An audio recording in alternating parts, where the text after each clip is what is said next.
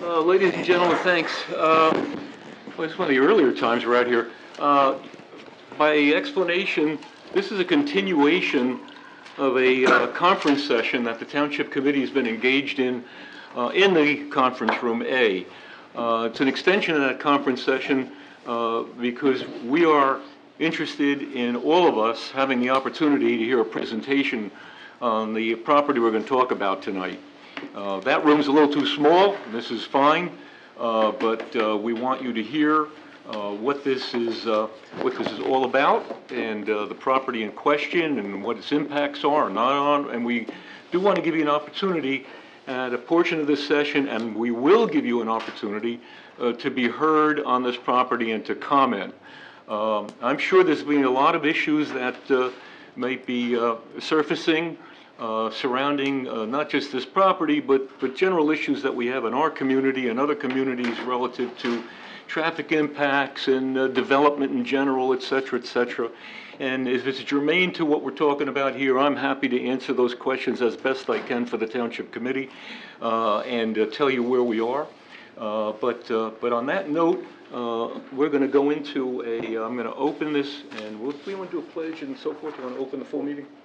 No, this is only the conference. All right, we'll do our regular opening in a moment, but with our pledge. But at this time, just for satisfying our legal requirement, this is a statement by the presiding officer that adequate notice of the January 22nd, 2015 meeting has been provided in accordance with the Open Public Meetings Act by posting written and agenda of the meeting on the bulletin board in this municipal building, 1000 Route 10, Township of Hanover, and by hand delivering, mailing, and or faxing such notice and agenda to the following newspapers, and it is signed. Okay, so to continue, Council, at this point, do you have any comment you'd like to make? Yes, Mayor. On the agenda is listed a concept plan presentation by JMF Properties for age-restricted housing on Whippany Road and Park Ave. And as the mayor indicated, this was listed for the conference, and due to the fact that normally the conference has items that don't have, as we'd say, controversial type things. They're more informational items, but this has a great interest, so the governing body wanted to come out here and have the presentation made in this form, but understanding that this is a presentation by a particular developer regarding a piece of property. There's no, this isn't a planning board application this evening. It's not one to approve this type of development or anything of that nature. It's an informational discussion for the benefit of the committee and the public. Ultimately, it would be our understanding that this particular applicant or interested party is probably a better word, they probably are going to ask for a zone change. And that's where they would seek some direction from the Township Committee if there's an interest to proceed in that direction, or is there not. If there is, that would happen by way of, it would have to happen at another meeting. There would be an ordinance introduction, and there would also be a public hearing, and then there would be consideration for final adoption. So for this evening, this is an informational session, and then there's likely a request, because there's been an informal request saying, if there's an interest in this concept, would the governing body be interested in rezoning the property? So that's what takes place tonight. So they asked to be on the agenda to provide that information. We believe there's representatives here from JMF Properties to do so. And then, as the mayor indicated, I believe the matter would be open to the public for any of the public's comments. Okay, thank you, Fred. All right, so having said that, and again, I remind everybody, we're still in conference session, and we will formally open a meeting and then open for any comment on this. I'm going to use 8:30, which is generally our published opening time, and we'll go through a few brief formalities before we open to the floor. We have some presentations we'd like to make tonight to one of our employees and one of our retiring committee members from one of our committees. So if you'll bear with us through that, then everyone will have an opportunity to comment tonight on this project. But still, as part of the conference session, Mr. Forgione, I'm going to ask if you would begin to make your comment and presentation to the committee as though we were formally still in conference session. Do you want to do that, or you want Mr. Omlin's office to do that? Okay. Eric? Thank you. Good evening, everyone, Mayor, members of the committee. On behalf of JMF Properties, we're here to talk about the parcel of land at Whitney Road and Park Lane. I'm going to put some exhibits up. Eric, formally, would you just give your name I'm sorry. into the record so we know who you are? I And thought it was a conference session. it is, but we should have it because it's being No, I'm- recorded. My name's Eric Keller. I'm Vice President with Omlin Engineering, a Bowman consulting company located in Cedar Knolls. A number of you have seen me before at the planning board. I grew up in this town. Your credentials are accepted. You were just to identify yourself for the record. Thank you, sir. Please continue. Thank you. I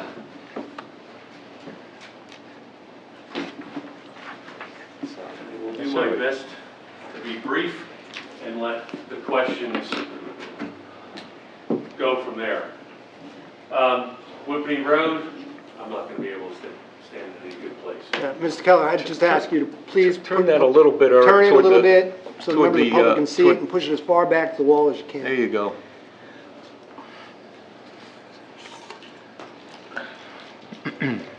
Laser pointer out. To this. Sorry, there we go.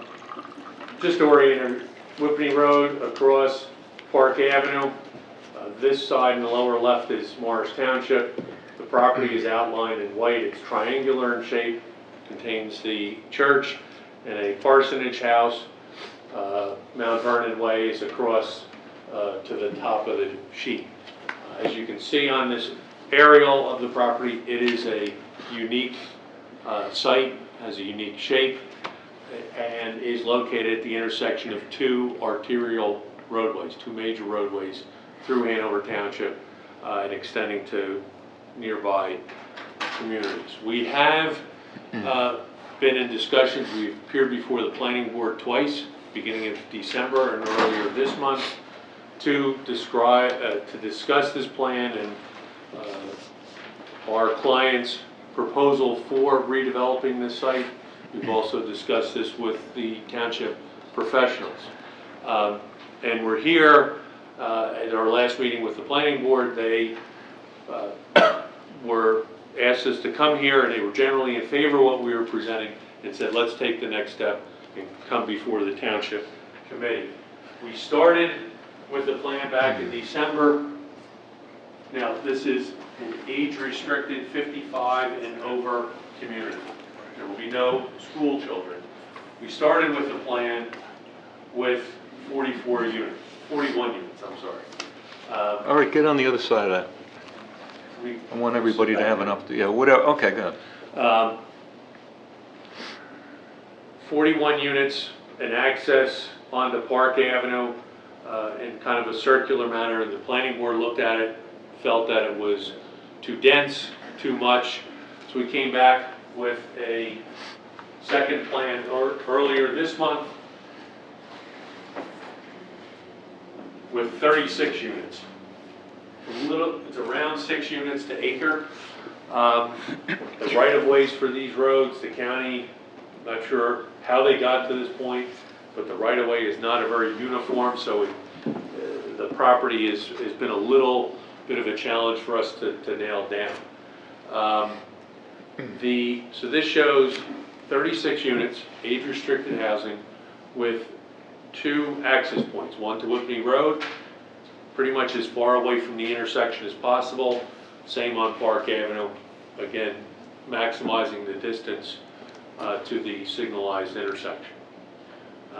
We're here because we're seeking a overlay, a zone change, because the existing zoning on this property is R15, single-family homes. How many homes would that support? About 14. We've kind of roughed it in. How many acres? It's a touch under 6.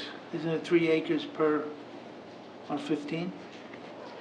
Or 15? 3 homes per It's 3 homes per acre. Yeah. But because of the shape of the lot, you don't get some, you have this point out near the intersection that's not real efficient. We've done it, there's an approval for a 5-lot subdivision just to the east of this on Whitney Road. We did one with the cul-de-sac, and then unfortunately, a number of lots that would front on Whitney Road and Park Avenue with driveways coming out. While I know that there's plenty of homes along Whitney Road that have driveways that come out to Whitney Road, they were there when I was a kid 40 years ago, 50 years ago, I'm sorry. Let's not go there. I know, I'm aging myself, but in today's day and age, that's not really an appropriate, a marketable housing opportunity. And what we're looking at is to make sure that this project is marketable, successful. This product is going to be similar to what was built at Vieira. Very similar in character, and that was a very successful project. For the purpose of the folks out here, Vieira is a project that was done on Horse Hill Road. Some may know it. Some 40 units in there, most of it to the back of the property, some to the front of the property. It's sort of a gated community. To my knowledge, it's completely sold out at this point. Yes, 100%, completely done. And this brings, Mayor, you brought up the point about traffic. When you have single-family homes, for each home, you get a fair amount of traffic. People going to school, going to work. With a community like Vieira, which is one of the reasons why I'm here tonight, is that my partner, Mr. Omland, is in Florida. He's not home on a regular basis. He's someplace else. And he's not unusual in his community there. A lot of those, the residents there are not there full-time. So the design of this project, as I said, the homes are very similar in character to Vieira. The ends of the buildings that face Whitney Road and Park Avenue are going to look like single-family homes. You're going to have a front door, even though the garage is on the internal street, that end is going to have the front door to that unit. So it's going to give the appearance of a single-family home. And then the buildings that are facing Whitney and Park Avenue, we've taken the end units so you don't see all garages, and you have garages on the side. We have internal roadways so that we minimize the points of conflict, the intersections to the main road. I've appeared before the planning board many times talking about traffic, which is my background. So that's something that's important. Instead of having a series of conflict points or potential conflict points with individual driveways out onto an arterial, you have controlled access. You have it limited as to where the movements are in and out. The compelling reasons for this presentation to the Township Committee tonight are, there's a market demand for this. People are, as we age, we don't want the big single-family house and the lawn and all that stuff goes with it, but we want to stay, they want to stay in their community. And this gives them an opportunity to have a home of a similar or reasonable size without all that maintenance that goes with it. It continues to expand the choice of housing types within the community. There's less traffic associated with this for a lot of reasons. People are snowbirds, they're out, they're traveling, they're not there every day. It's a transitional use. You're on two major arterials. Having a series of single-family homes isn't in character and doesn't fit with that traffic pattern. You're going to have children, you had single-family homes, children next to two major roadways. Access control. This allows us to control access in and out of the site, manage traffic to the property. The uniqueness of the site, there are no school children. It's a positive tax rateable for the township as individually, just for the municipal services, certainly for the school district, because there are no costs, and for all the other elements of the tax breakdown. It's a proven product. This would be based upon a regular tax program, not a pilot program of any sort. It would be normal taxes that you're looking for in this area. Yes. For the purposes of this meeting, I understand the economic argument, but I want to just stay with the site rather than the economic, because that's what this is all about. Right, understood. It's a proven product and design. It's been very successful with Viera, and that's shown. In summary, it's a low-impact project, preserves a lot of green space, has the ability to buffer the perimeter, not create a barrier, but to create a visually attractive view as you travel along the two roadways and within the community itself. Increases the mix of housing you have in this community and results in less traffic and traffic congestion. Got a question? Yeah, you spoke about age-restricted housing, 55 plus. Yes. What kind of guarantees would the township be able to receive on that? Because in the past, we were told, prior to many members on this board, that something would be 55 plus, and it wasn't in the end. So, you know, you talked about deed age restricted. Are you guaranteeing that this is going to be deed age restricted? It would be in the homeowner association documents. It would be a condition of any planning board approval. The process that you have in this community with developers agreements and so on is that those documents, the HOA documents, would be reviewed by your legal counsel. All right. You spoke about Viera. Yes. Is Viera a for sale or for rent situation? I can only speak to Mr. Alman. I know he purchased that unit. It was a for sale product. And this product that you are presenting to us tonight, is your concept that this is going to be for rent, or is this for sale product? The concept is that it is a for sale product. For sale. What's the price? We're not sure. I mean, I would say, given the experience with Viera, you know, we're in at this point, without a lot of analysis at this point, because we're really early in the process, you're looking at, you know, minimum in the sixes. Real quick, you said that the R15 was 14 single-family homes. Correct. How many would R10 allow you? It's 2/3. It would probably be maybe 18, 19. Pure guess, I really don't know, we haven't looked at it.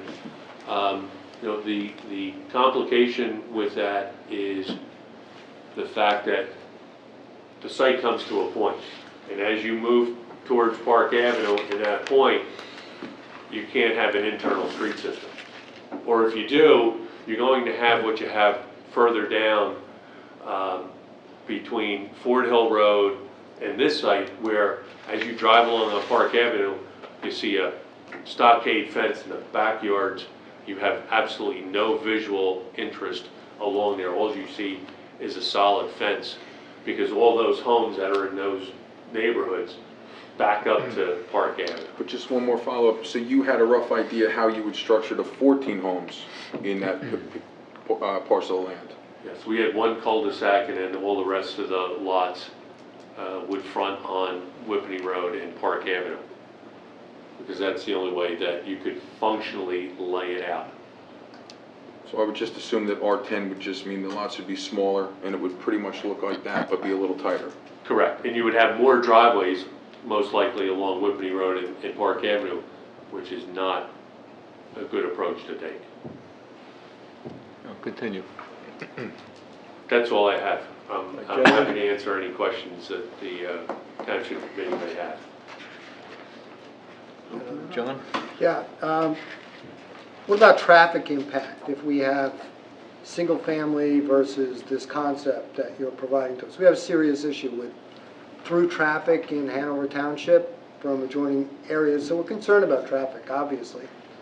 What kind of traffic generation does a product like this have versus if we were able to put in single-family homes? I mean, on a peak hour basis, this is going to generate, you know, between 10 and 15 trips during an individual peak hour. Single-family home is going to be similar or slightly higher, but it's going to be dispersed and you're going to have all the individual driveways. This is a much better controlled. The amount of traffic is not necessarily in a given hour that much different. It's how it gets onto the highway and how that affects the safety. Here you have 2 points of access. On a daily basis, the single-family homes, because there's a lot more non-work-based trips, you're going to have more traffic from a smaller number of single-family homes as opposed to 36 age-restricted units. You spoke about buffering, architecture, how these would look. Can you elaborate a little bit about that? Because I'm not clear as to what you were describing. Yep. All right, I had one more exhibit. Thanks. Put it right side up. This is a sample, an idea of what we're looking at. This obviously shows all front-loaded garages. It's a 2-story product. You have gables, mix of materials. I have a smaller,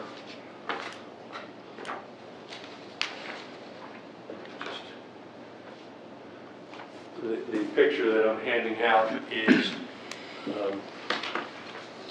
a similar type of unit which shows the front load garage, but this is an end unit and you can see the front entry into the building, so that the view that you're getting is, it looks like a single-family home. Did I get enough copies? Yes, you did, but they're too thick. Mr. Keller, does that depict a total of 4 You know units? what, Silvio, put these in the audience. Yes, that is a 4-unit building. 4 units. And as you can see on the end here, a little shed roof, a portico. That's the main entrance into the end unit for the. So the front door is on the ends, and then the internal units, of course, have their entry on the front face of the building. But that way, when you look at those buildings that have the ends facing Whippany Road or Park Avenue, you're looking at what looks like a single-family home. Obviously, there's some depth to it, but it has that view of a single-family home with a turned gable, some different roof lines, so you get that breakup of the mass. Thank you. For the sake of the committee, once again, I don't want to drift into a planning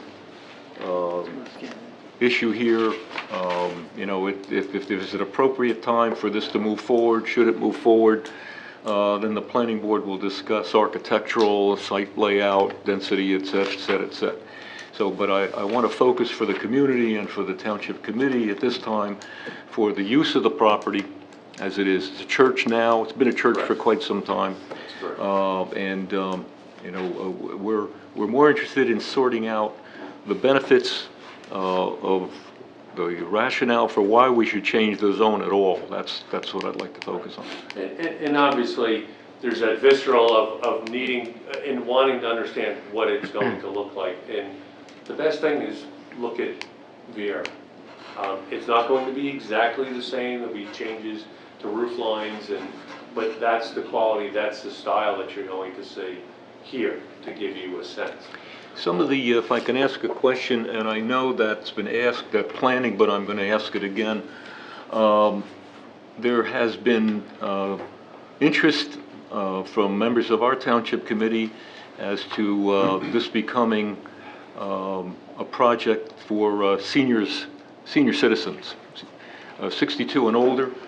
And you talked to whether or not this would support that kind of a project, or whether or not the developer would even be interested in that kind of a project. The size of the property, the configuration of it doesn't lend itself to that type of a community. You cannot develop enough mass and to support that type of a use. Housing units, density, is that? Correct. Okay. Correct. You would need an elevated building, one level living, but several levels of building. Right. It would have to be a multi-story I'm building. asking questions again for the public comment, but these are some of the questions we've heard at planning, and we've tried to ascertain at planning whether or not this property would support a senior housing project. Yes, the economics come into play for a senior project. You need a great many units.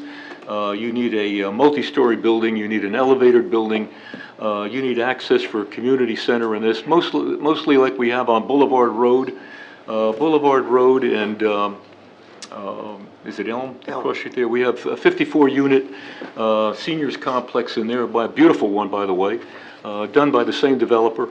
But that building has all of the amenities we talked about, and it is subsidized. So some of that came under COA, Council of Affordable Housing. Don't want to get into that. But that building is subsidized, so the rents are controlled.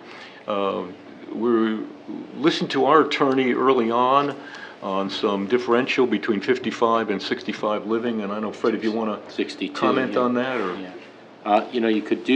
You could have 62 years of age if you so choose to have that restriction. Otherwise, for 55 and older, you'd have to have occupancy of 80% of 55 and older. So, but it appears I think what was asked of you, if there would be any consideration to go to 62, and you're saying that was already considered? It was considered, and the amenities that are required for that type of community, the density that would be required to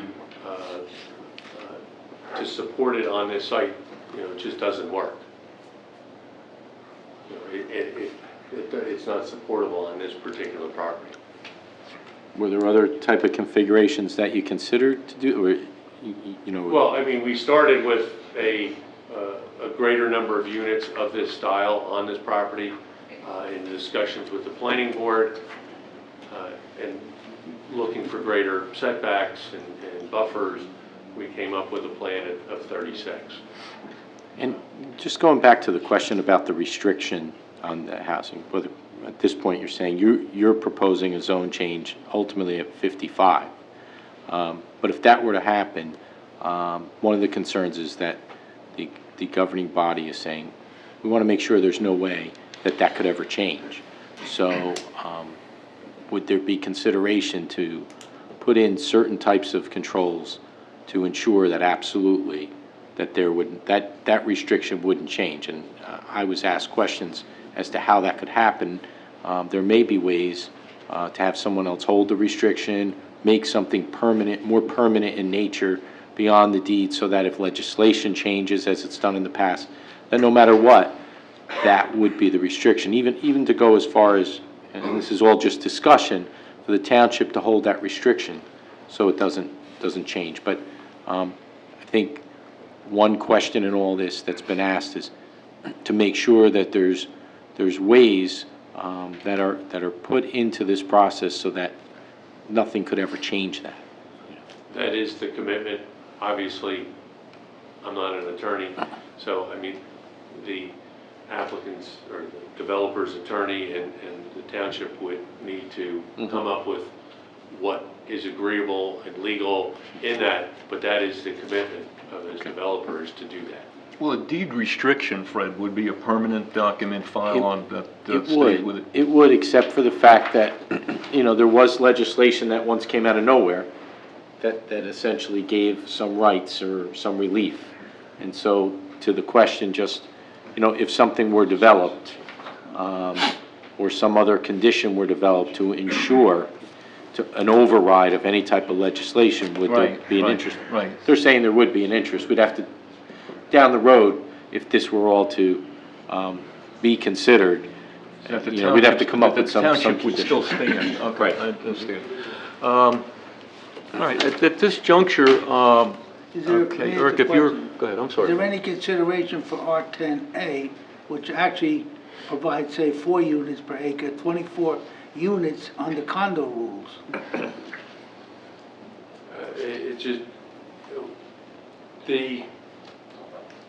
while the mayor correctly indicated that I really can't talk about economics. The economics of it, but- It's not a decision of. Well, since the one of my township committeemen committee. asked you a direct question, I'll let you answer it. Go ahead. And the bottom line is, it has to be financially feasible for the developer to do this. Because if it's not, you don't have a project, or you have something that isn't what you want, is not what the vision of the community is. And there's somebody selling this property. They're looking for X amount of dollars. This is what works. We know this works, and this is, you know, we feel appropriate and will be a benefit to the community. At lower densities, it will not, you will not have this project. It'll be, No, Yeah, I got your open. answer. Right. Questions? I was gonna ask also about the 10A, and just to examine all our options when it comes to the zoning change, because that's what you are asking for. yes, sir. It's a- All right, on that, thank you, Eric. I'm You're welcome. going to adjourn just this portion of the conference session, but I am going to go into public session. Fred, do you have a comment? No, Mayor? What I'd like to do then, the public will bear with us. We have some wonderful awards to present this evening. Before we do that, go ahead, Yeah, Joseph. I'm sorry, do roll call. Yeah, You have to read the statement one more time. once again. Got that?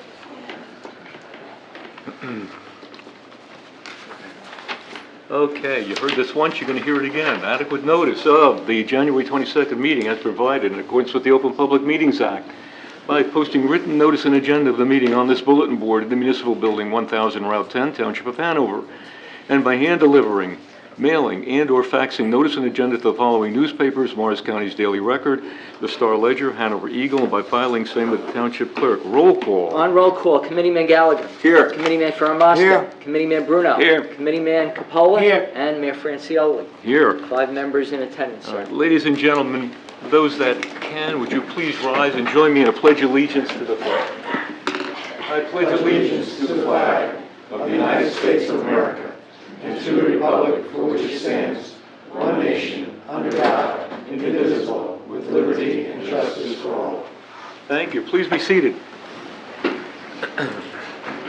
We have 2 plaques that we would like to present tonight, and they're acknowledgements of service of our employees and our committeemen.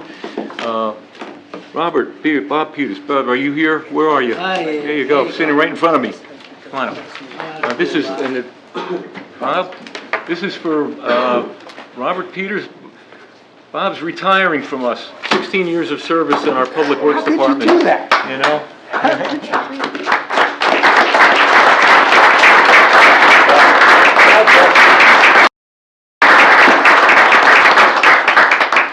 And we want to make sure that you remember us always, so we're going to present you with a nice little plaque. No watch, that's it, you get the plaque, that's it. And on that, I'd like both Tom and Bob to share that with you, with the Director of Public Works and the new Director of Public Works. Thank you very much. Second retirement, maybe another third retirement? Is that how it works? Absolutely. New York Times, we got Time Magazine here. Next up. I was gonna do that.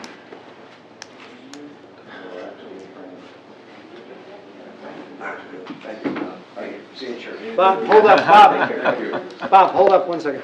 I'd like to just add a little something. Not only Bob is retiring from the town, but Bob is an extremely active member of the Knights of Columbus. Bob is one of those, like I said, unsung heroes. Every time you're looking for somebody to help out, Bob is there. God bless him for all he does for the town, for the kids, and for all the programs that we in the Knights of Columbus have throughout the course of the year. Thank you, Bob.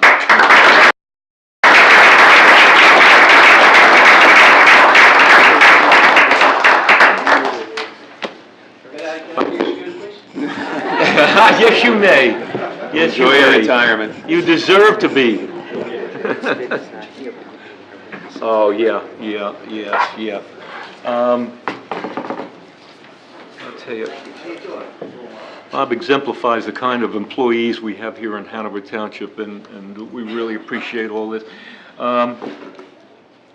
This is a wonderful plaque to a gentleman who most of us in this room do know. This is to Bert Stitt. Bert has been a wonderful assist to Hanover Township over the years, making numerous contributions on various boards for the township. He served 15 years of service in his use of on our Open Space Advisory Committee, and has made such wonderful recommendations and contributions along the way on that. This is a plaque to Bert. Bert is not with us this evening.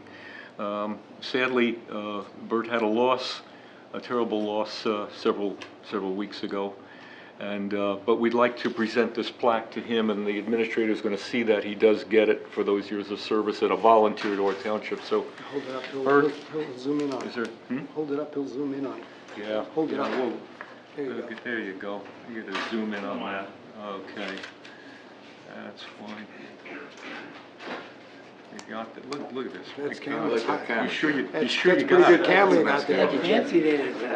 Are you sure you got it? Okay. The administrator will make sure that the plaque is gotten over to Bert. Okay, Joe, do you want to open it, or do you want to go? Do you have any? You want to go to the normal agenda? No.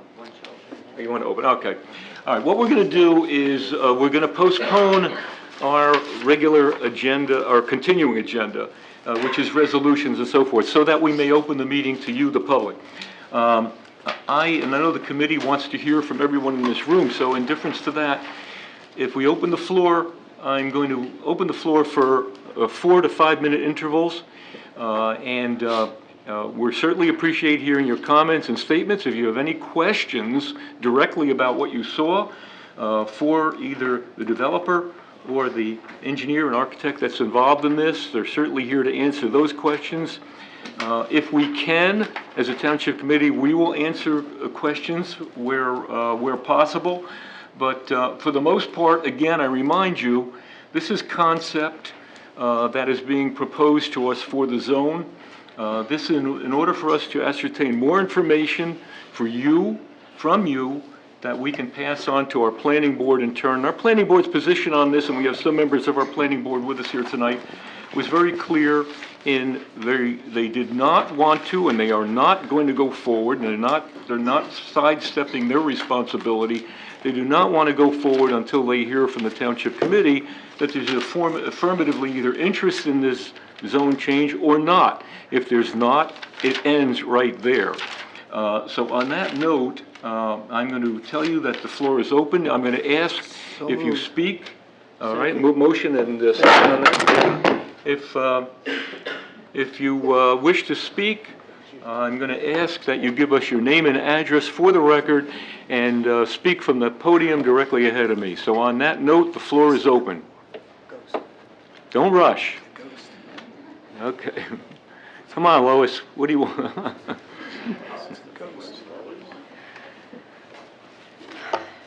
I'm Lois DiCaro. Lois, excuse me, would you Excuse mind me. pushing the mic down a little bit? she's And got just a- your name and address. for I'm the record. sure. She's got a terrible cold. Can you? Look at- I'm fighting one. I should have brought Lysol for everybody else. Anyway, Lois DiCaro, 114 Park Avenue, Hanover Township. Tony and I live next to this property. Sure, if anybody's on Facebook, they know that given all the alternatives to the property, we were most in favor of this concept plan. Church is not a bad use. Some diversity in town would not be bad if it's the Hindus or the Muslims or whoever it is, but we lose the tax benefit. 36 units, versus 24, I don't think it's going to make much of a difference looking at it aesthetically wise, but we will lose a lot of tax money. Similarly, as I mentioned at Planning Board, all those cutouts on Whippany Road and Park Avenue are going to be a real bad safety hazard. You can just come over my house at traffic time and try to pull out of my driveway, and you will see what I mean. But putting the backs of the houses at that intersection will look terrible. So given all the choices, we were most in favor of this for being next door to us. I have a very big concern, however, that's bothered me since the Planning Board meeting, and I would like it addressed. And if you look at the property there, and right to the right is our property, and behind our property and adjoining part of that property is the old Gulick property, which I don't know how many, does anyone know how many acres that is? Would you know, Joe? That's apparently been rezoned for 5 homes, correct? Lois, just a quick clarification. Yeah. It wasn't rezoned. It Wasn't? it Okay. received a variance from the Board of Adjustment. I think under the normal zoning, it would have gotten 4 lots. They received some variances to make it 5. Okay. What protection do, and thank you for that Probably about 2 clarification. acres. I'm sorry. What protection from the property behind us, which is rather large, being, them coming back and saying, well, you already put townhouses here and we have this property and we want to be changed and rezoned to put townhouses there. What prevents us from having, instead of 36 townhouses, which would look very nice there, I think, from having 70 or 80 townhouses? That's my concern. That piece of property, and by the way, Fred, you interrupt me if I'm out of order here, but piece of property you're talking about, Lois, and we've been very sensitive to that as well, given looking at this property. We can't ignore it. That would have to come in for formal, similar Right. request. So this governing body, once again, would have to create a zone change for that property, for anything to happen, for it to become a higher density property, multi-use property, something of that nature. It can't just extend off of this property into that property. Now, you're going to say, somebody can come forward with the argument to say, well, this is contiguous with that property, so why Right. doesn't it expand? Well, you know what, you can always come forward with those arguments, and we'll listen to those arguments, but we don't have a compelling reason at all for any zone change to that property next door, and to the committee's knowledge, it will remain the single family the way it is. Okay, I hope so, because I think 36 would look really nice there. And being a broker in town, and by the way, it came up on Facebook, I am not selling these units.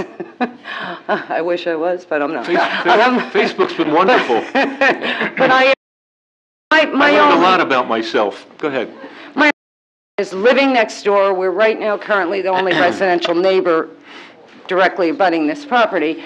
And also being a resident, I want to keep our taxes down, and this is a nice rateable. I mean, let's face it. So, but putting many more would look horrible. I mean, it would. So that's my concern. I think, again, any consideration for any zone change, again, the properties, although they're contiguous, are 2 separately owned properties, or 2 properties and 2, managed by 2 different ownerships, et cetera. It's an R15, same as this presently is, R15. If anyone was interested in that property, and as the planner just said, did go through a variance for single-family homes right now. But if they wanted to come in and do anything... That was before you knew the church was for sale, though. Oh, well, listen, you read you could read the weekly, I get a lot of stuff in the Daily Record, too, that I find interesting to me, that I didn't know happened. But in any event, they would have to come forward for a formal zone change in the same manner that this public and us are now discussing this. All right, well, I hope that would be turned down. Okay, thank you, Lois. Thank you. Anyone else would like to be heard at this time? Sir?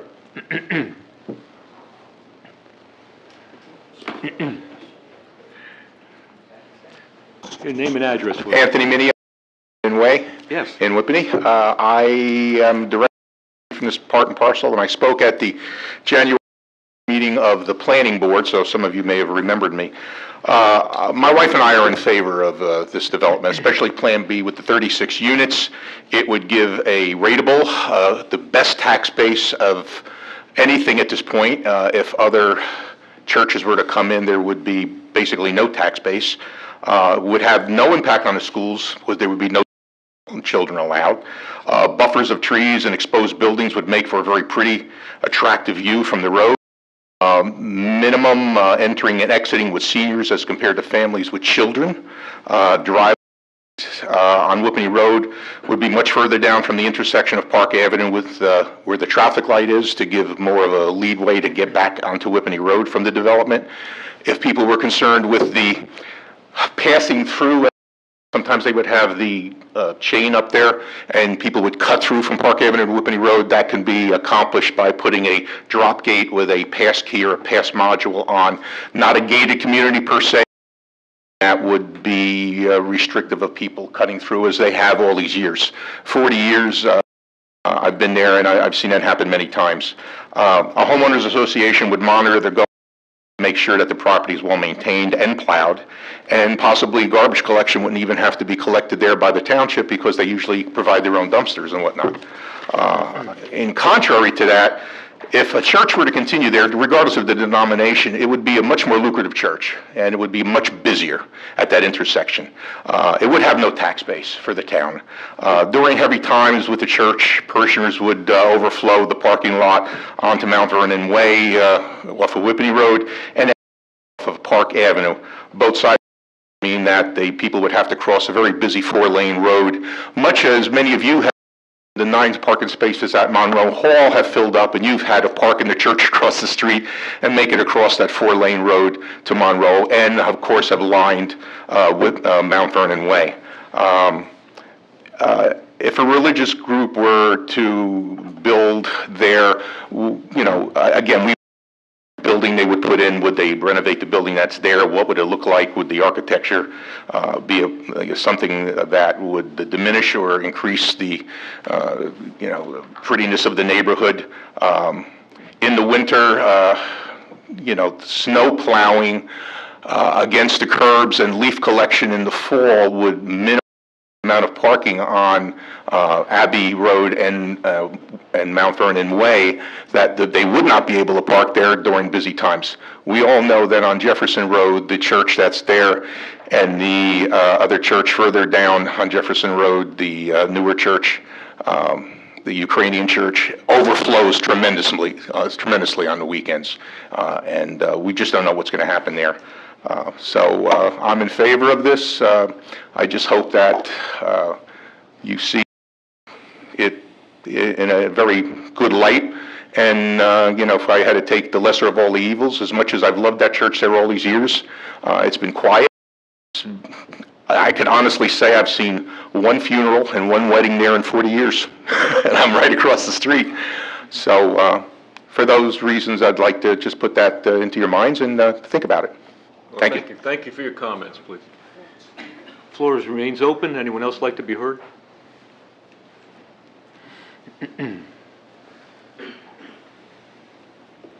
Hi, Brian Teresiano, 18 Mount Vernon Way. I just had a question about the traffic pattern. That intersection of Park Avenue and Whippany Road can be very busy, more so now than ever before. I've lived in my house now for, 10 years or so. I want to comment on that in a little while, but go ahead. Yeah. It is busy. It's very busy. So, and it gets busier every night, where I was actually in an accident myself in that intersection. And I think there's more accidents there every year. I don't have any records, but my opinion. What is the plan, I guess, for that intersection? Have we thought about that at all? Is this an opportunity to look at that intersection to say what is the right way to better manage this? Would this be at both of these goings in and out? Are going to be allowed left and rights? I know on Whippany Road, just going to Mount Vernon, right now there's a lot of cars that go straight through the light at Park Avenue and then use the entrance to Mount Vernon to just quickly turn around, or they turn around in Anthony's driveway. And a number of times I've almost kind of T-boned cars doing it. Or they pass through Mount Vernon and just whip up the road. So I think we just have to think about this is I guess probably the best of all options. I don't know a lot about it, to be honest with you, but I wonder what the traffic implication is. While there may not be that many cars, as the gentleman mentioned earlier with this plan, the number of accidents, in my opinion, is going to definitely increase as people make lefts onto Whippany Road from this development, or even if you're on Park Avenue trying to get in there, they're going to get rammed from behind. And you'll probably see this more than I do, if I understand where your house is, but I'm sure you have traffic there all night, at least at rush hour, and maybe in the morning as well. So I just think we have to think about that as we develop that parcel. You're absolutely correct. I think that the traffic aspect of this will certainly come heavily into play with planning, with an application before the planning board. To the extent that I want to comment on that, I would probably tell you I fully agree with you that there will be no left out onto Whippany Road, only right out. Okay. And that could be even accomplished in some other ways with the extension of the barrier on Whippany Road right now, but we could take a look at that. Assuming that this was a concept that we were going to go forward on, traffic plays a major role. Okay. Would have to be addressed. The county has a master plan for this intersection that goes right down into Florham Park and Madison. Okay. And it's one they've been working on for 3 years. I hope I ever see it in my lifetime. But it is an improvement for all of these intersections, and we'll be reviewing that as part of the planning application, should this get into planning. Okay. Thank you. Thanks. Ladies and gentlemen, the floor remains open. Michael?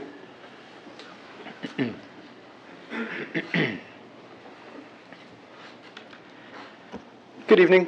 I'm Michael Mahalko, 7 Nye Avenue.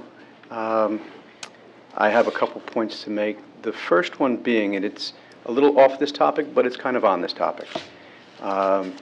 My property abuts the slaughterhouse property, which is currently being developed. I have spoken with the mayor, deputy mayor, Mr. Macera. I had a couple questions and some issues with what's going on there, and they have been extremely helpful in addressing those issues.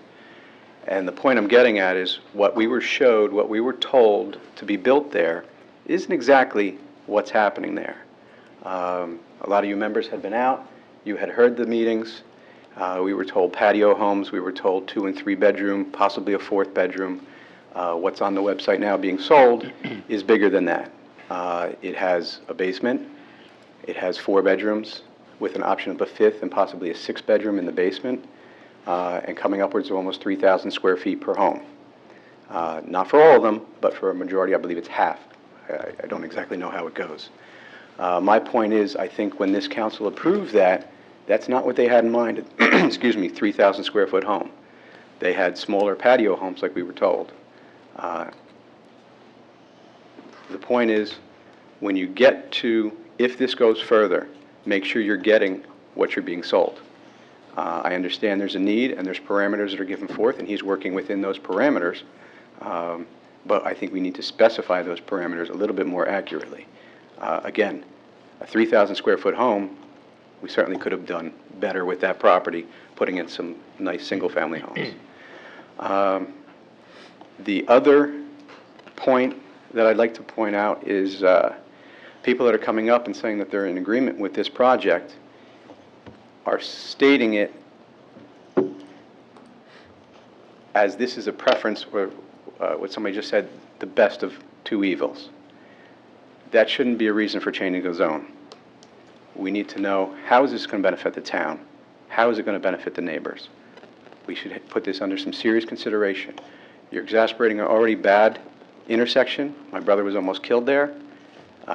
It's a bad intersection, and regardless of what we put, houses, condos, it's going to add to that, and we're going to have a turn in and out on that corner. So let's, again, this needs to be weighed very seriously. Thank you very much. Thank you, Michael. Michael brings up a very good point, and we have some planning members here tonight, and just to restate some concerns that we have on one of our projects, and by the way, we're trying to address it. It's being investigated at this particular point, and that is, while we set yard standards and we set floor area ratios, et cetera, on these pieces of property, what we're finding is that the internal construction of the house can still be designed in such a fashion to meet height requirements. The rooms may be smaller, the basements are certainly deeper, but you can get larger amounts of bedrooms and bathrooms, et cetera, onto these properties, and they're not by default, by our definition, patio homes. I think that the planning board's got to look at that aspect of it. It may even require some modifications in the zoning descriptions to the degree that we can regulate the type of construction, and I would defer to our planner on that when the time comes.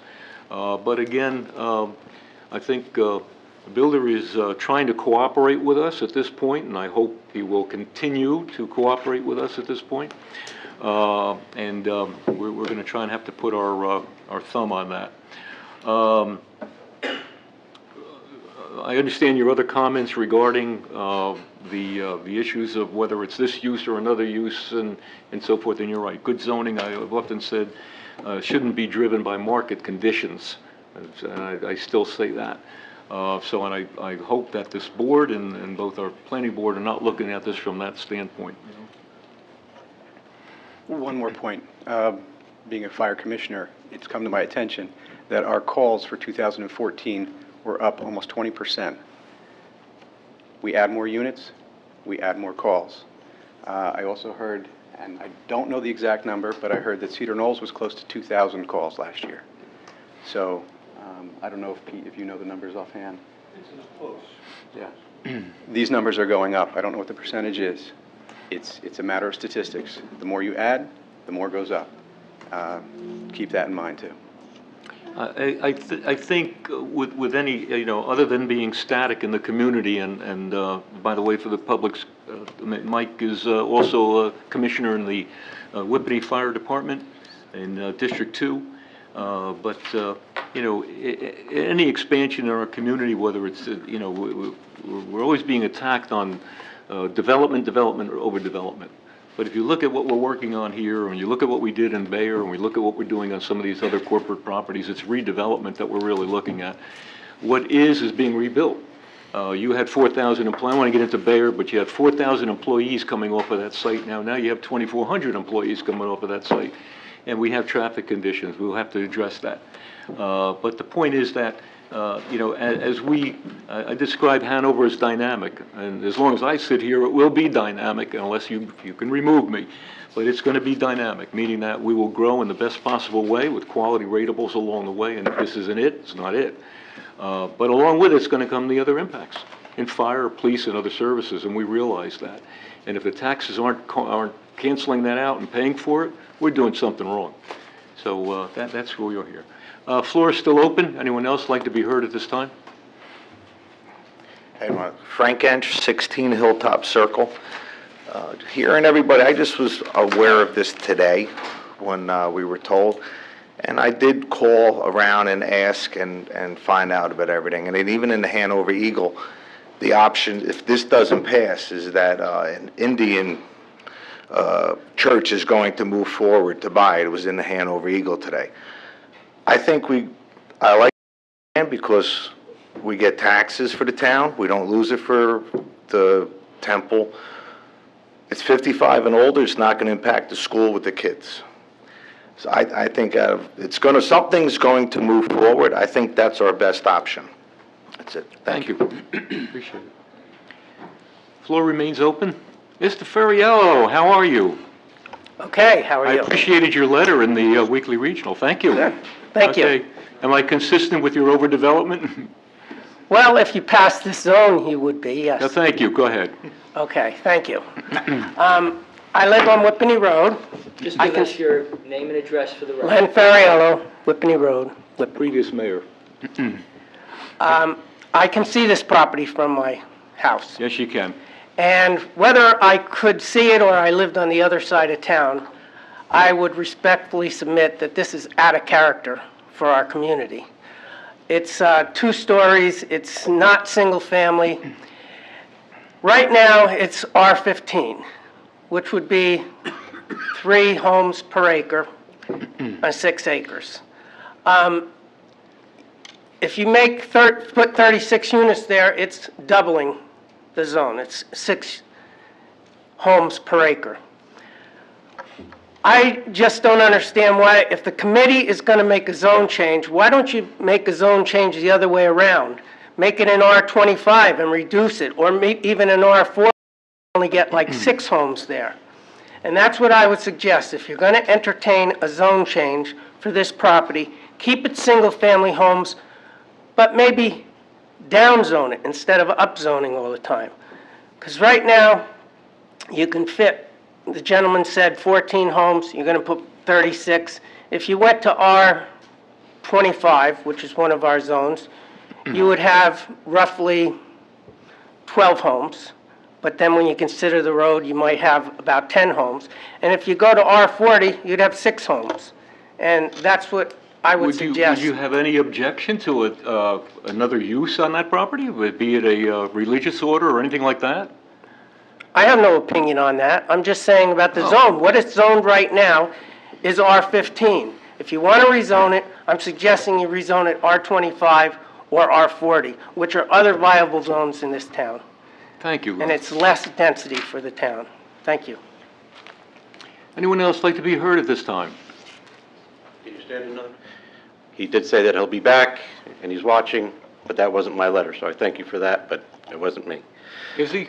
Joseph, are you watching? He'll ask for the tape later.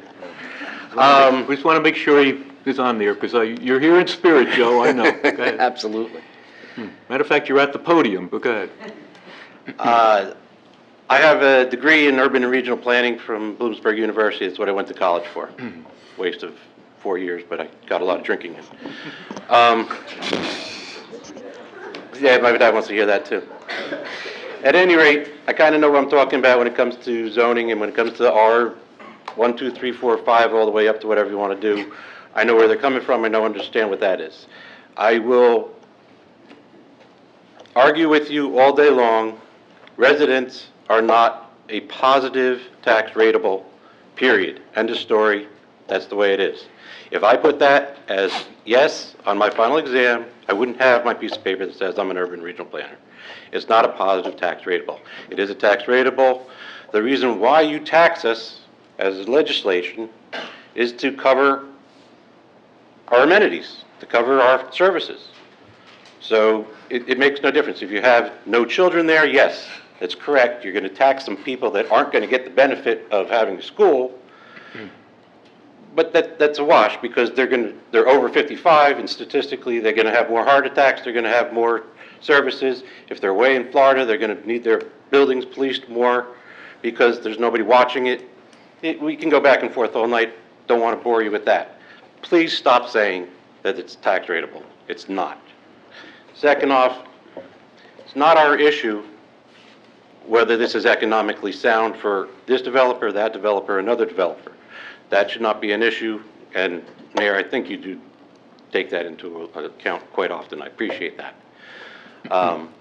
If this isn't feasible for them, they'll find another project. That's all fine and well and good. My personal feeling on that is I'm against this project because it's not a single-family home.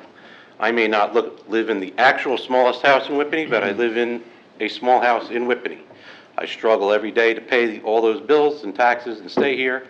When I was graduating college, I had an opportunity to get over in Sunrise Apartments, and that was a great opportunity, probably would have worked out just fine, and then I could buy a single-family home. However, I got an opportunity to buy a single-family home because that's what I wanted to live in, because this is Whippany, that's what Whippany looks like, that's how I feel. My personal feelings, if you want to live in a condo because you're over 55 and don't want to cut the lawn, God bless you.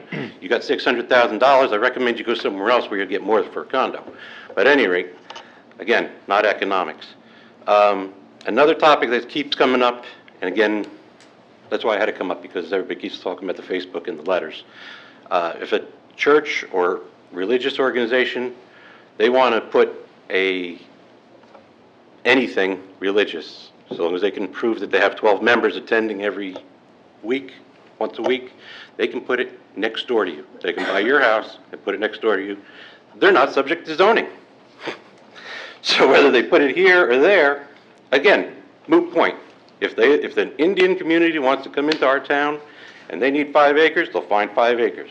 If a Hindu, Christian, Catholic, black, green, orange, yellow, again, another moot point. The point is, when you drive out of Morristown, down Whippany Road, or out of Whippany to go to the airport, to go down to Florida, you're going to be passing condos. That's not Whippany. Whippany is single-family homes. A lot of people move from places like West Orange, Newark. You know, I hear all the time at my store, "Oh, I moved here back during the riots." Why'd you move here? Because we had a bunch of single-family homes, people weren't on top of each other. Guess why I struggle every day to stay in Whippany? Because I live in a quiet community. We know the kind of baloney that we put up with. It's all kind of fun at the end of the day if we take a good look at it. But that's what our community looks like. We've got enough condos. We've got enough diversity of housing. If you want more senior housing, then that's a different issue.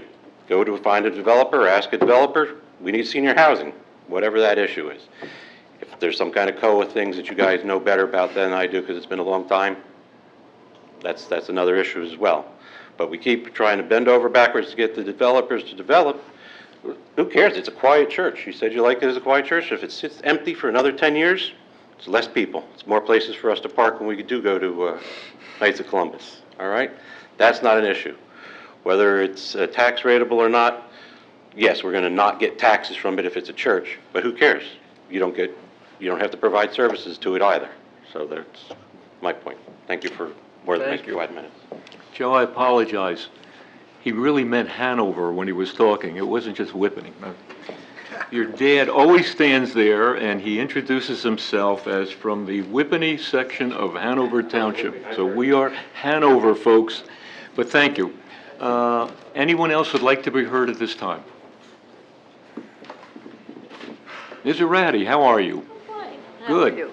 Well, I'm not that good. I have a little cold, so Oh, well, what's going on? indulge me.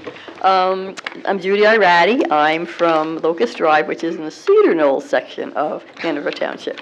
And I just had a couple of questions and an observation.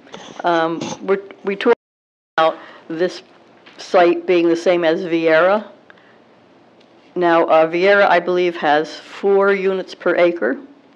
Well, this has 6 units per acre, so that would be 50% more in density per acre, this site than Vieira. So it's not exactly the same. If you look at Vieira, it's I not going can't to be confirm that, but go ahead. Well, it was at the planning board. The Mr. Almond stated that was 4 per acre at the, Okay. what do you call it, at the site of Vieira. And the second one is that a lot of concern is about the 55-year and over, and that being relaxed or eliminated. And the attorney had said that potentially one way to not have that happen, lifting the age restriction, is to maybe turn something over to the township committee. Well, the township or perhaps a land type conservancy, or we'd have to find some way to, address to make it 100% as opposed to if it were 95% certain. You know, in most municipalities, and in most cases, a restriction stands, except we had some legislation a few years Yes. ago which changed that.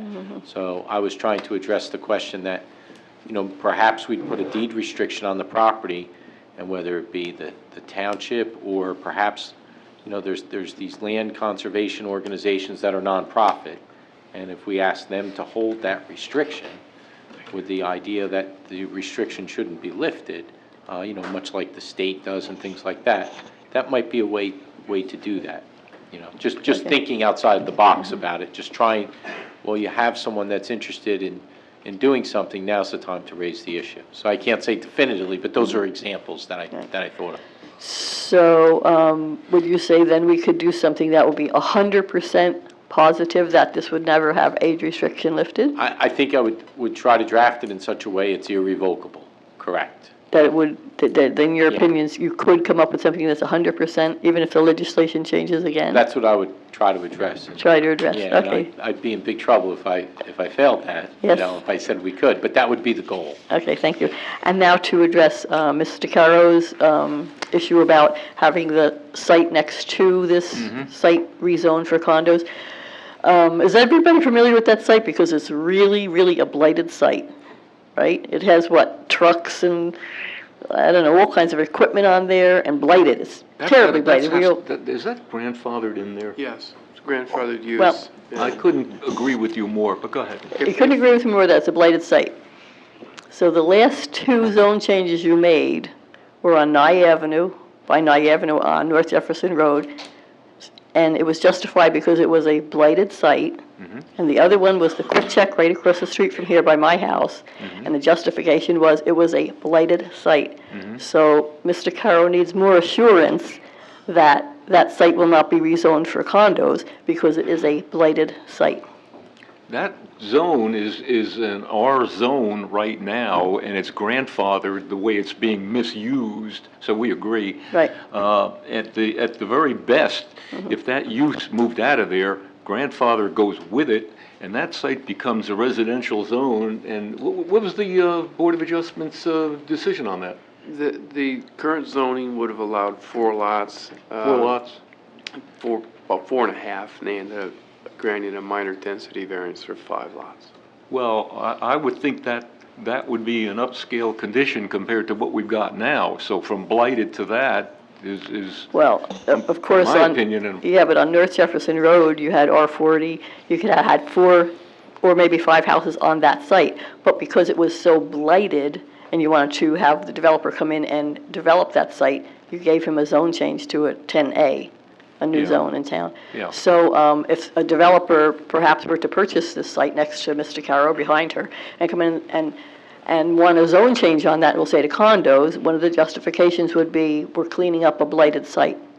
And I'm just saying that the Township Committee has allowed that. That might be their argument. That could be their argument. That might be their argument. Okay. Whether or not that flies, up here, is another question. And I'm certain you're doubtful of that, but that's okay.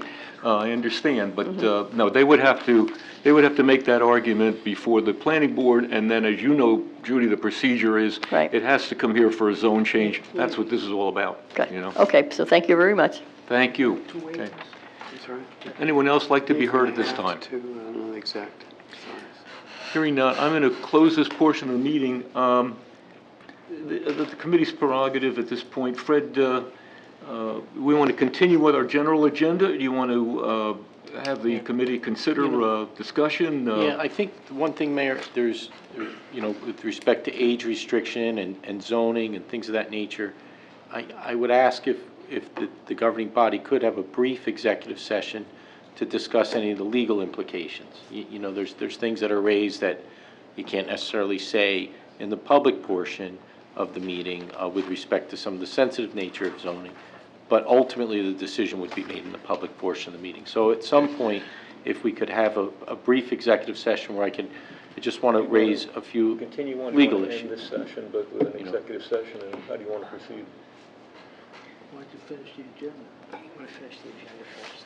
You want to finish the agenda first. Okay, committee's prerogative, ladies and gentlemen, they want to finish their agenda first, and then what we'll do is they'll recess and continue the meeting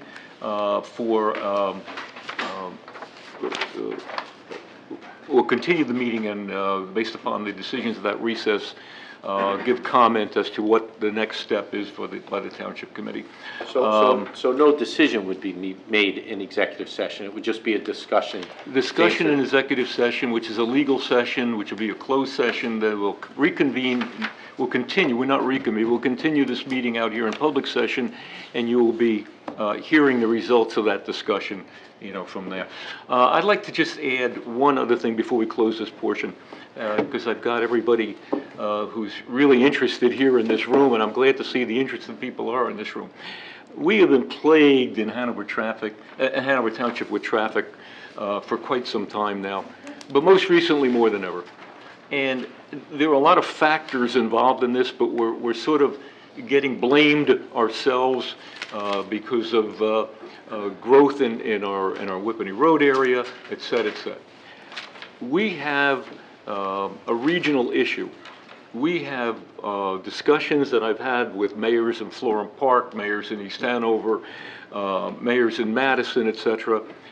They don't have access to the highways. You are blessed and you are cursed. you've got 287, you've got Route 80, you've got Route 24, and where do they all intersect? In this wonderful town. It's an economic blessing to corporations that want to be here, along with our airport, et cetera. But all of the building and all of the growth that's going on, Novartis is up to 6,700 employees. Have you tried to get on Route 10 at 3:30, 4 o'clock and go westbound? Forget it. They're all out at the same time. BASF completed their buildings down in the Florham Park area, as well as Madison. Additional growth in office buildings. They're all using the secondary, tertiary roads to get through Hanover, which is your Whippany Road, your Ridgedale Avenue, your Boulevard, even your Boulevard roads up in the Cedar Knolls area to cut across to Route 10 to access the highways, 287 and so forth. Add to this the wonderful DOT's bridge work that's going on 287 for I don't know how long now. Was it about a year and a half now? Gee, have you any indication of how much longer? It's going to be sometime this year. Sometime this year. Okay. If we finally get the bridge over Eden Lane and the 287 bridge done, that will be a great additional reliever. That's slowing traffic down. And God bless it, if there's ever a traffic accident on 287, where are they? They're on Jefferson Road. 7 traffic lights to get here one night, okay? We're trying to do some things to improve internally some of these conditions, but we can't alone, Hanover, manage all these conditions. We are trying to get together with other mayors to come up with some policies and bring in the heads of these various corporations using flex time, other means of trying to slow down the amount of traffic on the roads or alter the kind of traffic on the roads. But while we take some of the blame, and believe me, I see it, I read it, I monitor it, we can control some of it. We can't control all of it. We are begging the state for help. We are begging our freeholders for assistance. And it's not going to be a short-term fix. There are plans in the workings for improvements to these intersections. There are additional plans for expansion of Whippany Road with additional lanes with some new corporations that may be coming in. And there's some additional discussions on the planning board for the traffic pattern there. That will be what I call a hotspot fix. Ain't a great fix. It just is going to make it a reliever for the immediate area to get on and off. But in any event, I had to share that with you. It's not that we're working in a vacuum and we're not aware of the traffic conditions. So on that note, Mr. Administrator, you have other business. We did have a motion to close the public, motion second, all in favor? Aye. Gentlemen? As we continue, ladies and gentlemen, with communications, we have 2 letters to read into the record. First is a letter addressed to Gerardo Macera, the Township Engineer, from Lorraine Konopka. It says, Dear Jerry, please accept this letter of resignation of my position as Township Arborist Forester, effective Friday, February 5th, 2015, a 2-week time frame. I made this decision not because I am unhappy with the opportunities you and the Township have presented, rather as a strategic career move. I have been offered a full-time position as Arborist Open Space Manager with the municipality of Princeton, New Jersey. It has been a great pleasure working with you and all the Township employees over the past 8.5 years. I have gained much knowledge from you and our colleagues. I know it will assist me in this new and challenging position. I regret leaving friends here, however, this opportunity cannot be overlooked. If there is anything I can do in aiding a smooth transition of responsibilities, please let me know. I wish you and Hanover Township continued success with all the exciting projects that are currently underway and those in the future. Thank you. Sincerely yours, Lorraine Konopka. Motion to accept. We have a motion. Second. All in favor? Aye. Second letter is from an attorney by the name of Richard L. Rudin, Esquire, member of the firm of Wiener Lesniak, located in Parsippany. And the letter is addressed to me. Dear Mr. Giorgio, please be advised that this office represents Mac Calley and Hanover 3201 Realty, LLC.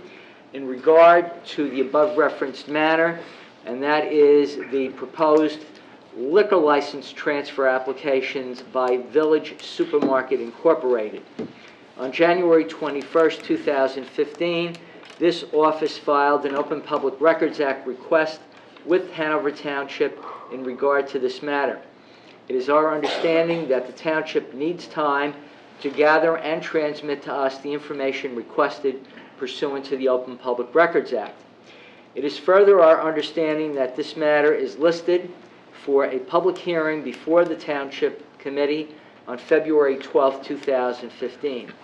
We are respectfully requesting that the February 12, 2015 hearing date be adjourned for a period of 30 days in order to allow us a reasonable opportunity to receive, review, and analyze the record, and to make a determination of whether or not we intend to participate in the public hearing process.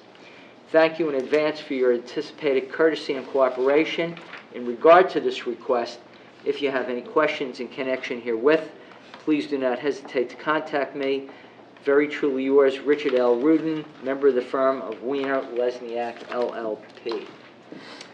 What is the pleasure of the Township Committee? Motion to support the request. We have a motion by Mr. Fermaska, and a second by Mr. Gallagher, and also by Mr. Capola. And Mayor, if I may add, I mean, clearly I can understand the committee wants to make sure that anyone who may have an interest, it's better to give them an opportunity so that for whatever reason they don't miss an opportunity and you have to step back and never do it again.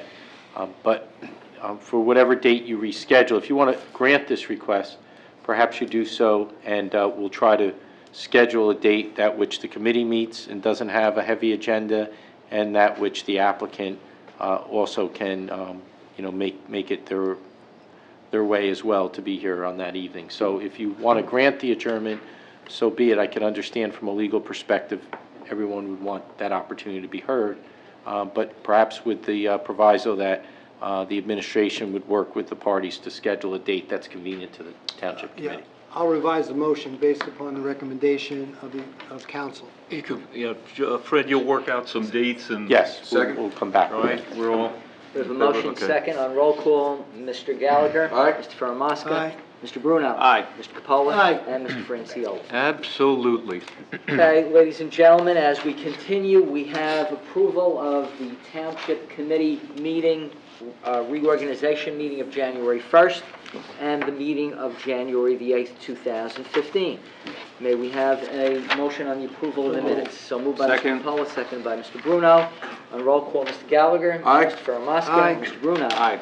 Mr. Capola. Aye. And Mr. Francioli. Aye. There is only one departmental report to enter into the record, which is available for public inspection, and that is the report of the property maintenance officer as of January 21st, 2015.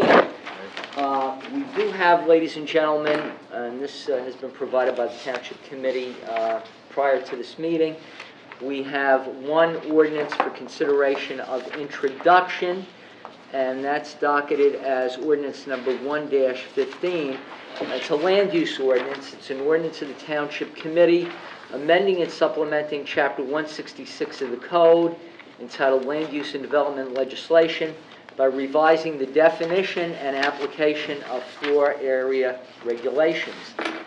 This ordinance would be further considered for public hearing and final passage at the February 12th, 2015 meeting of the Township Committee at 8:30 p.m. And that public hearing will be held in this main meeting room. And at that time, any person wishing to be heard concerning the ordinance will be given the opportunity to be heard. In accordance with the municipal land use law, the ordinance and the notice of introduction will be published in full in the Daily Record, and the ordinance will be sent to the Planning Board for referral and recommendation, again, in accordance with the municipal land use law. So moved. We have a motion by Mr. Second. Francioli, seconded by Mr. Fermaska. On roll call for introduction, Mr. Gallagher. Aye. Mr. Fermaska. Aye. Mr. Bruno. Aye. Mr. Capola. Aye. And Mr. Francioli. Aye. so introduced. Just so the public knows, this is an introduction by title, and then there'll be a formal opening on this, but what this ordinance is going to do is just redefine parking garages, parking decks, and so, which seem to be coming into vogue now in town with oddly enough, where Hanover used to demand a certain amount of parking and the developers didn't want to bring in all that parking, it's going the other way. Because people are using less and less office space per employee. That means they can fit more employees. That means they want more parking. So the trend is now toward larger parking areas, underground parking and parking decks. This begins to address that. Mayor, did the Township Committee want to move on the introduction of the ordinance on the absences and vacancy regulations? I think so. You want to Yeah. move on that? Yeah. Yes, You want to read that in? Yep, we have a second ordinance for introduction. This is a major revision to a chapter of the code, Chapter 5, to bring it into conformance with state law dealing with attendance at board, commission, and committee meetings, and provides for the removal from office for board members for any non-excused absences, once again, in accordance with the state regulations. This ordinance also would be further considered for public hearing and final passage at the February 12th meeting of the Township Committee. And at that time, any person wishing to be heard concerning the ordinance will be given the opportunity to be heard. The ordinance and the notice of introduction will be published in full in the Daily Record in accordance with law. May we have a motion on introduction? So moved. So moved. Second. Seconded. On roll call for introduction, Mr. Gallagher. Aye. Mr. Faramaska. Aye. Mr. Bruno. Aye. Mr. Capola. Aye. And Mr. Francioli. Aye. This ordinance, once approved, would just modify the township's policy with regard to planning board members with a large amount of, any board member with a large amount, I'm sorry, any board member with a large amount of absenteeism. In the past, it's stated a certain amount of absentees was acceptable, but it's interrupted by their attendance. Now this says that if you miss X amount of meetings consecutively, you will be dismissed. So it's unfortunately something we have to do, but these boards require a certain amount of attendance by law in order to vote. And when our planning board is short or our board of adjustment is short of memberships to vote, it puts us in a very difficult situation. So this will try and clean that up. Thank you, Mayor. Thank you. On page 2, ladies and gentlemen, of your agenda, we have resolutions as a consent agenda. There are no additional resolutions. You're not going to read them all, are you? No, sir. Are there any questions from members of the governing body on any of the resolutions? Okay. A through E, Second. guys. Okay, All right. we have a motion by Mr. Capola, seconded by Mr. Bruno. On roll call, Mr. Gallagher. Aye. Mr. Faramaska. Aye. Mr. Bruno. Aye. Mr. Capola. Aye. And Mr. Francioli. Aye. On raffle applications, once again, as a consent agenda, are there any questions on the raffle applications? Move to be approved. We have a motion by Mr. Capola. Second. Second by Mr. Gallagher and Mr. Bruno in unison. On roll call, Mr. Gallagher. Aye. Mr. Faramaska. Aye. Mr. Bruno. Aye. Mr. Capola. Aye. And Mr. Francioli. Aye. So approved. Mr. Chairman and members of the committee, that clears the agenda. The business administrator, Township Clerk, and I Okay. thank you. All right, ladies and gentlemen, customarily, I would open the floor to my township committee at this time for their comments, but I'm sure that what they would like to do is to retire to executive session and continue this meeting. I'm going to, it's 9:45. I'm going to call the meeting again at 9:55. How does that sound? 10 minutes, gentlemen? Satisfaction? Yeah? Okay, fine. Maybe we have a motion to moved. recess. Second. Motion and second. All in favor? Joe, for the record, to go into executive session under attorney-client privilege regarding zoning issues. Okay, we'll enter that into the record. Township Committee will meet with the Township Attorney, Mr. Samrow, in executive legal session to discuss legal issues. This dealing matter, with this, Whippany Road, Park Avenue. Whippany Road, Park Avenue. Thank you very much, ladies and gentlemen, and as the mayor pointed out, we'll be back in a few minutes. Gentlemen?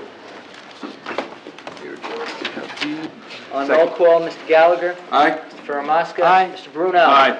Mr. Capola. Aye. And Mr. Francioli. Aye. Township Committee meeting is now back in session. Okay.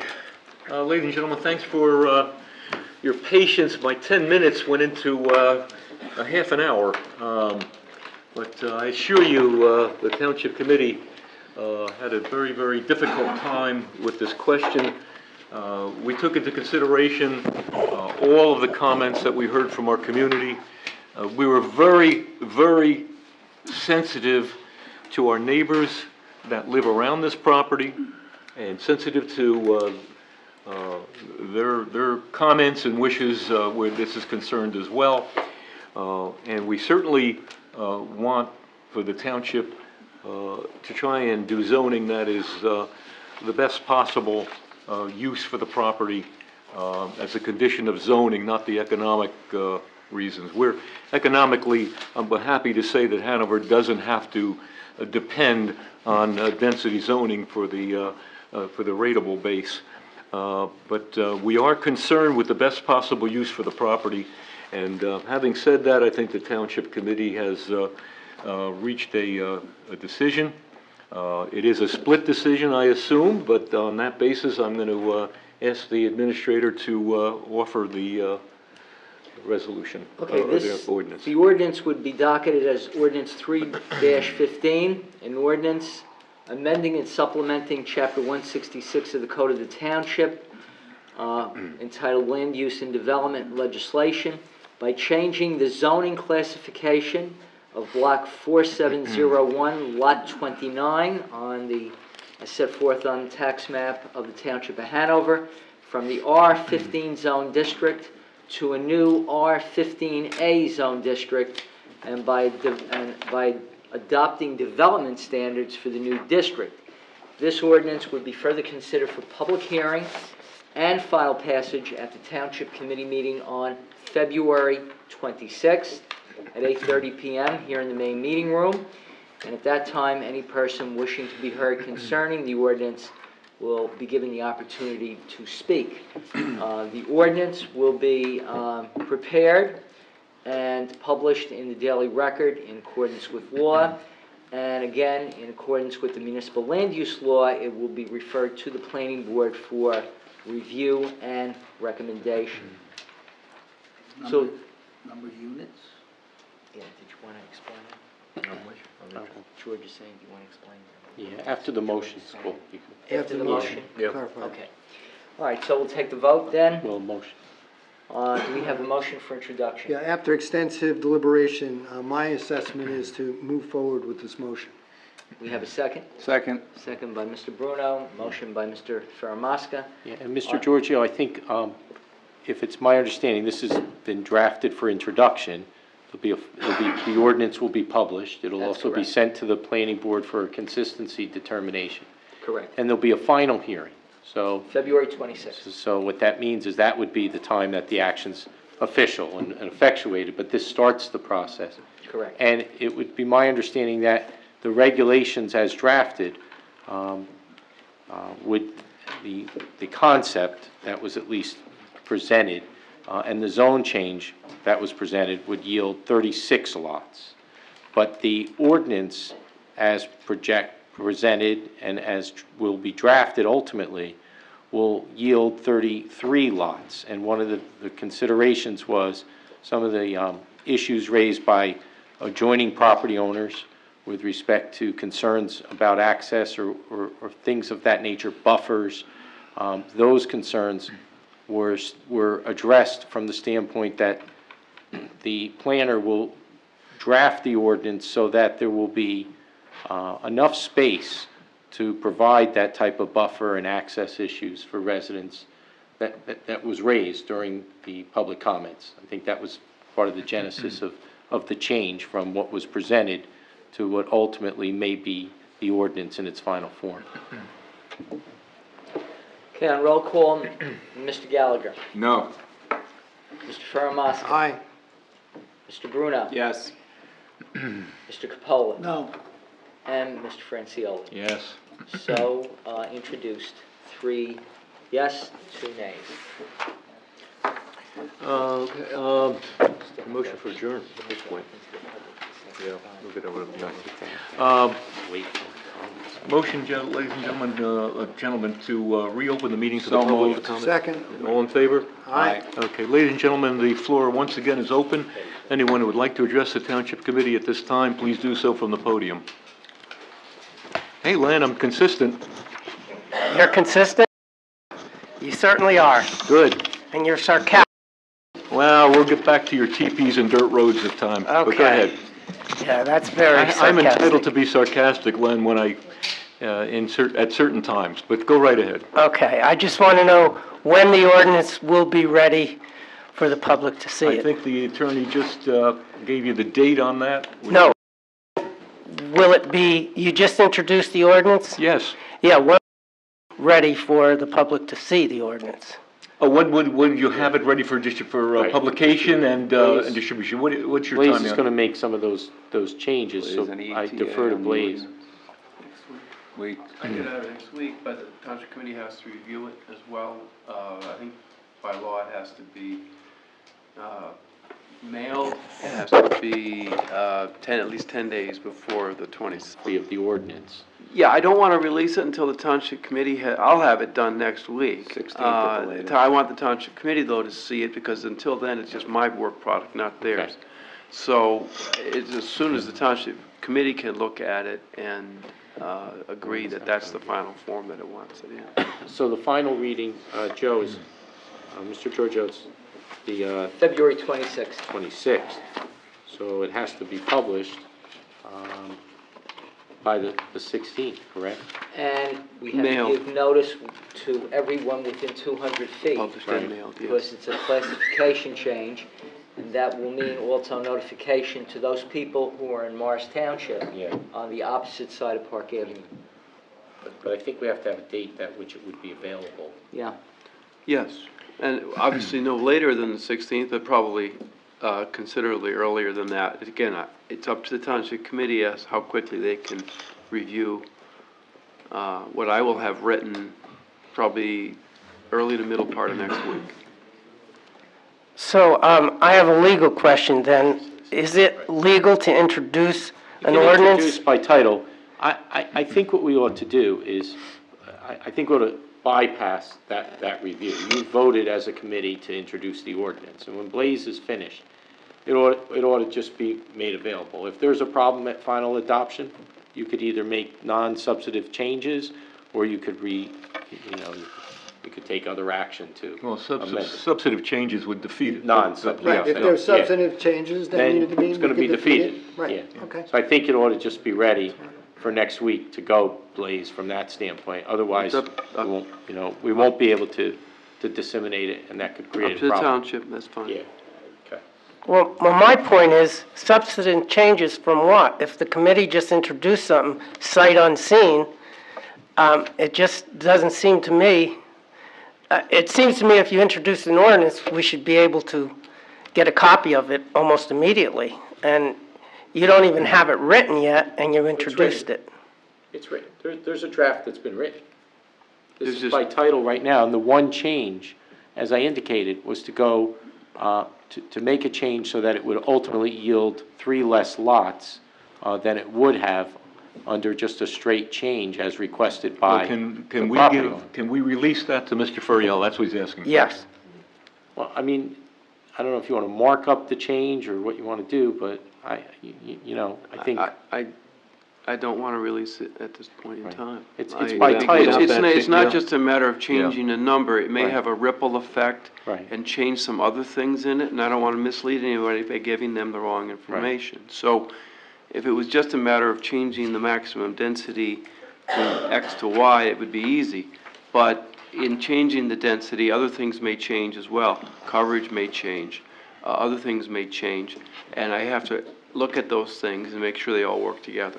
So I think, that's, but I think it was described adequately that you were going to the R-15A and you're going to make necessary changes, which would likely yield only a maximum of 33 lots. That's a fair statement. units. Units, right? Yeah. So, from that standpoint, it was identified to the Township Committee what was being introduced. The ultimate ordinance and the effect of the legislation, there'll be a publication of the ordinance, there'll be a distribution of the ordinance, it'll be well in advance of the final public hearing. So I don't see anything wrong with the fact that tonight, to begin the process, I think that the governing body has identified the material terms of that ordinance. So you'll know what, where exactly the changes will be coming. Do we have an R15A zone already in town? No, we do not. No, this would be. So you've prepared this ordinance in advance. I don't get it.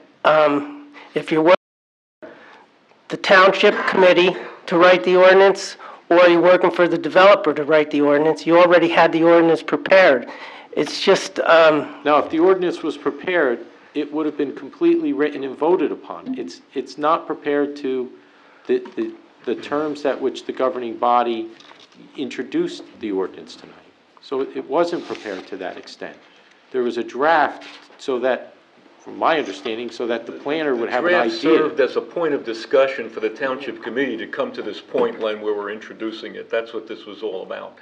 So while there is draft language on this thing, it has not been formulated. The majority of the voters on this thing agreed upon the unit numbers, et cetera, but we'd have to see the final, like you, we'd have to see the final based on that. It's not fully crafted yet, as Blaze is telling you. well, I'll just make a statement. I don't want to turn this into an argument, but I think it's highly improper that you would introduce an ordinance that you haven't even seen yet and that's not available to the public to view immediately upon introducing it. Thank you. Thank you. Anyone like to be heard at this time? Hi, Judy Irati from the Cedar Knoll section of Hanover Township. Might be only me, but I'm a little confused. 2 months ago, Jim Lent, it was a big production about how you weren't going to allow condos on the South Campus, and this flashy head thing. And a lot of people had written on our favorite Facebook blog that they were so happy that the township, can't call your fathers, township officials, had finally seen the light, and we're a town of non-condos and residential areas and everything. So that was less than 2 months ago, and now tonight you voted to introduce condos. So I'm thinking, what is your direction? 2 months ago, it seemed like, no, we weren't going to have condo rezoning in town, and now it seems like we are going to allow it. I'll take a shot at that, Mr. Roddy. I think every property that comes in front of us has to be dealt with independently. Okay. That's number one. The South Campus was looking at 300 rental units. No age restriction in this particular case. Obviously, it's a smaller piece of property. But those units were going to be very small, and there were other factors that came into play. Here, we're looking at 33 units. So I think we're really comparing apples and oranges with these two projects. And if another project comes in front of us 2 weeks from now, that'll have to be looked at independently as well. Okay, yeah, I totally agree that everything is looked at independently, but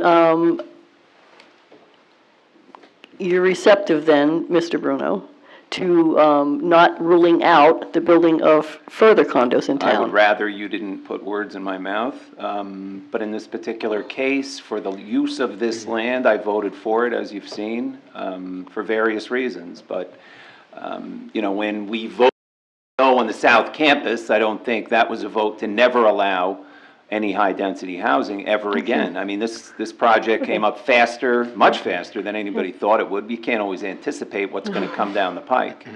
Well, you just answered my question about you're not ruling out never. How can I? Rezoning, right. I mean, you were here with the, the Eden Lane, the old paper mill property. You know what the effect of that lawsuit was? I mean, that's sitting in the balance. That was a judgment that was handed down 6 years ago. I mean, that's still hanging over our heads. You know that. You were on the committee at the time. Yes. Okay, thank you. You're welcome. I think, Mayor, the record should also reflect that there is one distinction to some of the discussion. There were a number of residents adjacent to this property that, from the impression that the record has, is that they were in favor of this change. And that's a distinguishing factor from, some of the other matters. So I think if, there's still a public hearing that's left, and there's a public portion tonight. If residents that are adjacent to this property are opposed to it, that's important for the governing body to hear, but I think the governing body heard otherwise this evening. Yeah, thank you, Mr. Samaral, because when they built the cluster housing by Mr. Mahalko's property, the whole neighborhood came out and was against it. And the Quick Check across the street, the whole neighborhood came out and it was against it. But yet still, the Township Committee rezoned in that instance. Anyone else would like to be heard at this time? Hearing none, seeing none. Motion to close that So portion? moved. Second? All in favor? Aye. Aye. Motion to adjourn? So moved. All in favor? Aye. Meeting is adjourned.